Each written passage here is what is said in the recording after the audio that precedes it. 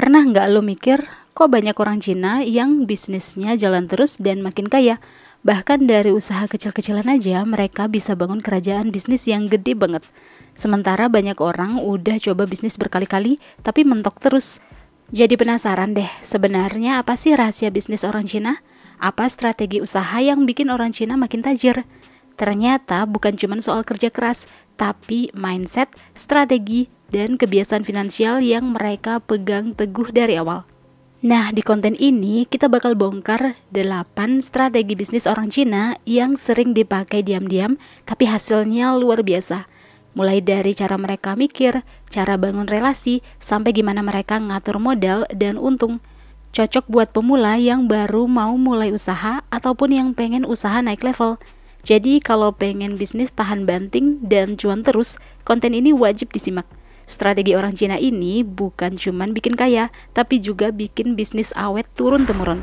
Sebelum lanjut nonton, pastikan lo udah subscribe channel Uang Ngalir Terus, karena siapa tahu tips-tips di sini bisa jadi inspirasi dan solusi buat masalah finansial yang dihadapi saat ini. Let's get started.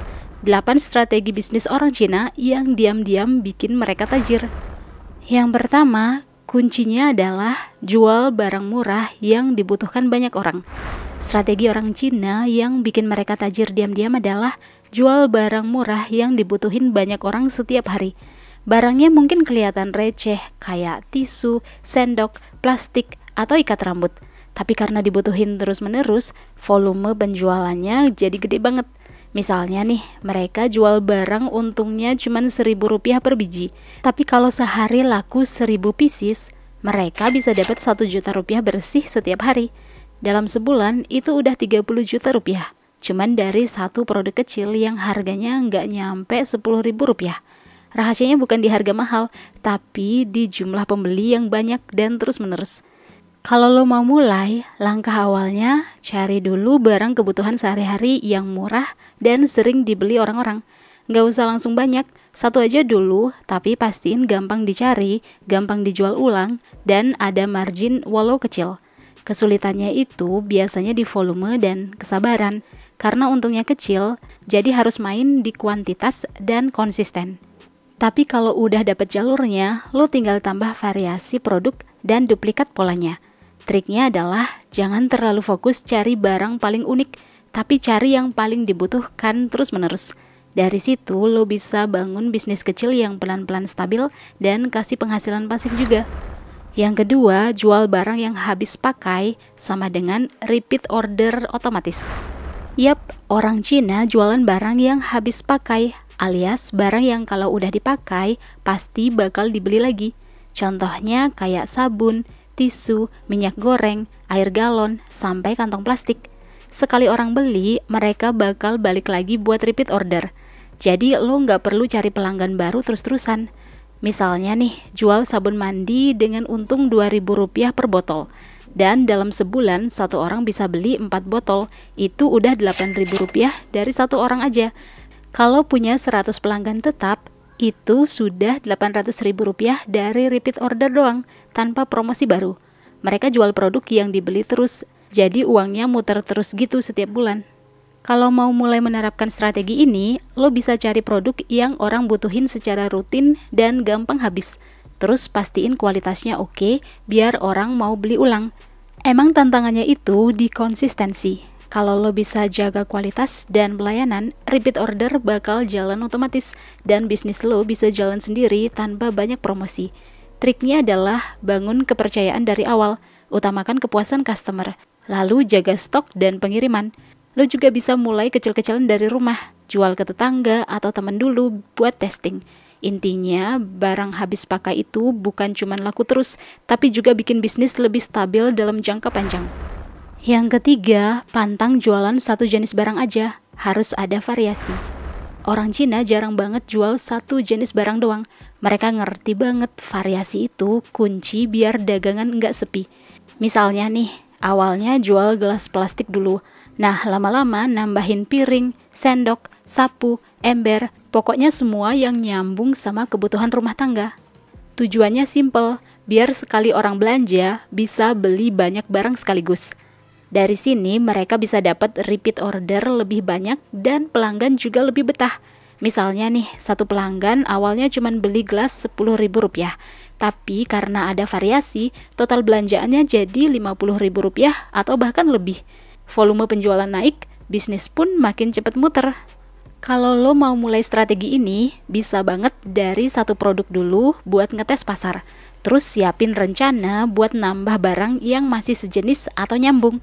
Tantangannya emang di modal dan manajemen stok, tapi lo bisa atasi dengan nambah satu-satu sambil lihat barang mana yang paling laku.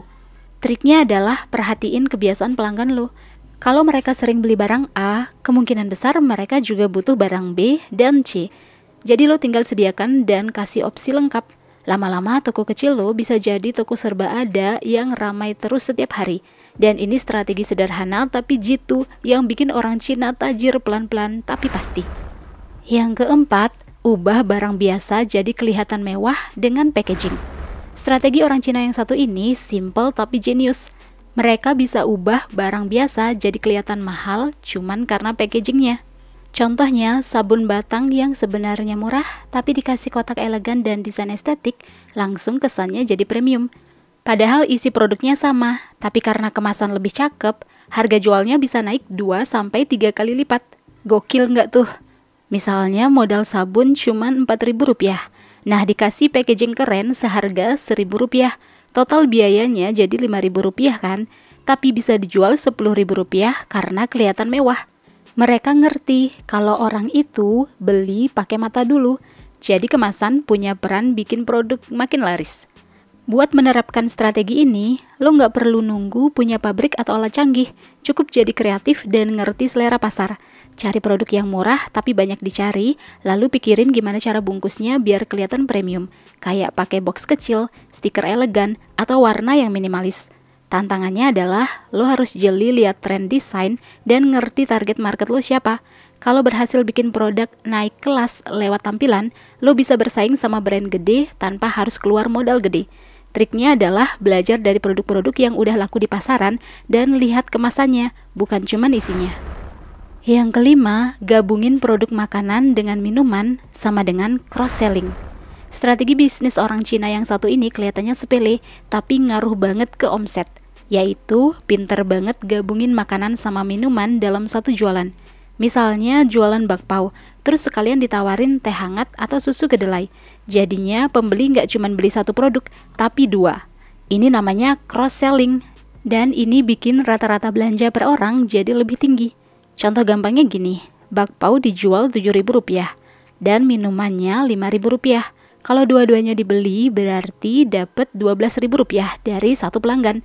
Kalau sehari ada 100 pelanggan, hasilnya bakalan beda banget antara jual satu produk doang dengan 2 produk sekaligus. Buat menerapkan strategi ini, pilih makanan yang cocok dikombinasiin sama minuman yang nyambung. Misalnya jualan risol, tambahin es teh manis atau kopi susu biar paket jualannya makin lengkap. Tantangannya mungkin di stok dan penyimpanan, tapi bisa diakalin kalau lo mulai dari skala kecil dulu. Triknya adalah tawarin minuman dengan harga bundling sedikit lebih murah, biar orang lebih tergoda beli paket. Lama-lama lo bisa punya sistem jualan yang efisien, 1 pelanggan, 2 pemasukan. Dari sini bisnis kecil bisa tumbuh lebih cepat, dan itu juga alasan kenapa banyak pengusaha Cina tajirnya konsisten. Yang keenam, pisahin uang pribadi dengan uang dagang. No nego. Strategi orang Cina yang satu ini simple tapi krusial banget, yaitu mereka pantang campur aduk uang pribadi sama uang dagang. Kalau dapat duit dari jualan nih, langsung dipisah masuk ke rekening usaha, bukan dicampur buat kebutuhan hidup. Soalnya mereka tahu, kalau uangnya kecampur, susah banget ngitung untung rugi dan akhirnya usaha jalan di tempat. Misalnya nih, jualan dapat Rp10 juta sebulan. Kalau nggak dipisah, bisa-bisa uang itu habis buat belanja-belanja yang lain. Tapi kalau dipisah, mereka bisa tahu berapa yang benar-benar jadi keuntungan dan bisa diputar lagi buat stok atau ekspansi. Kalau mau pakai strategi ini, saran gue sih bisa buka 2 rekening aja, 1 buat pribadi, 1 lagi buat usaha. Terus disiplin, jangan saling sentuh. Tantangannya emang di diri sendiri, karena kadang tergoda pakai uang usaha buat keperluan pribadi, apalagi pas lagi kepepet. Tapi kalau konsisten, ini bikin lo bisa ngontrol cash flow dan bisnis semakin kelihatan jelas arahnya. Triknya adalah bikin gaji buat diri sendiri dari usaha itu. Jadi uang pribadi tetap jalan tanpa harus nyentuh modal bisnis. Lo jadi bisa ukur performa usaha secara real, bukan kira-kira. Inilah yang bikin banyak orang Cina bisa bangun bisnis dari kecil tapi terus berkembang. Yang ketujuh, uang dagang harus muter tiap hari, jangan ngendap. Salah satu rahasia bisnis orang Cina yang bikin mereka tajir adalah nggak pernah biarin uang dagang ngendap di rekening. Buat mereka, uang itu harus muter setiap hari, beli stok, tambah produk, atau diputar lagi buat dapetin lebih banyak pelanggan. Misalnya hari ini dapat untung Rp500.000. Nah, besoknya langsung dipakai buat beli barang lagi biar jualan makin kenceng. Uang yang diam itu dianggap rugi karena nggak menghasilkan apa-apa. Sementara kalau diputar terus, nilainya bisa naik berkali-kali lipat. Contohnya nih, dari modal 5 juta, diputar setiap hari, bisa jadi 7 juta rupiah dalam seminggu karena barangnya laku cepat. Kalau mau mulai strategi ini, coba ubah mindset dulu. Jangan terlalu fokus nabung di rekening, tapi pikirin gimana caranya uang bisnis bisa muter terus. Emang butuh perhitungan yang matang biar uangnya nggak malah habis karena beli stok yang nggak laku. Jadi lo harus rajin analisis barang mana yang cepat laku dan perputaran modalnya tinggi. Lalu fokus di situ. Tantangannya adalah disiplin dan jangan malas nyari peluang baru setiap hari. Anggap setiap hari itu kesempatan buat nambahin mesin cuan yang baru, bukan cuma nunggu pembeli datang. Kalau ini dijalanin terus, usaha kecil bisa tumbuh jadi besar. Yang kedelapan, gagal jualan hari ini sama dengan belajar pola beli dan strategi jualan. Orang Cina punya mindset keren dalam bisnis, yaitu kalau hari ini gagal jualan, itu bukan akhir dunia, tapi sinyal buat belajar lebih dalam. Mereka nggak langsung nyalahin nasib atau nyerah, tapi malah mikir, kenapa ya barang ini nggak laku? Mungkin karena harganya kurang pas, waktu jualannya nggak tepat, atau cara nawarinya kurang menarik. Nah, dari situ mereka pelan-pelan ngerti pola. Misalnya, pelanggan lebih banyak belanja sore, atau lebih suka beli barang yang ada promo bundling. Gagal jualan hari ini, mereka anggap kayak biaya belajar gitu loh, bukan kerugian mutlak. Nah, dari pembelajaran kecil itu, strategi mereka jadi makin tajam. Kalau mau mulai strategi ini, tiap kali jualan sepi atau nggak laku, jangan langsung panik. Catat aja semua kejadian hari itu. Tulis jam rame, barang yang dilihat tapi nggak dibeli, sampai ekspresi orang pas nawar.